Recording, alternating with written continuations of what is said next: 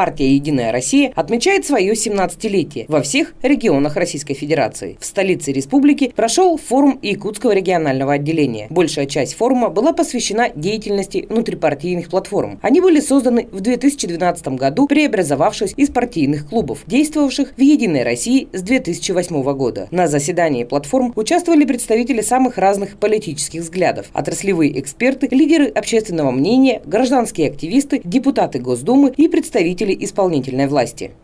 Я, как секретарь Якутского местного отделения, буду ратовать за то, чтобы мы у себя, в первую очередь, на местах, первичных отделениях провели аудит, будем проводить обновление.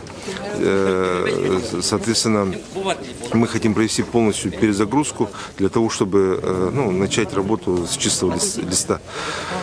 И сейчас и партия у нас, курс партии на обновление, поэтому мы готовы работать и будем выносить свои предложения, соответственно, будем их реализовывать на местах, в первую очередь, в первичных отделениях. В первом квартале 2019 года пройдут выездные заседания внутрипартийных платформ в районах республики. По итогам этих заседаний будут приняты резолюции с конкретным перечнем решений и законодательных инициатив.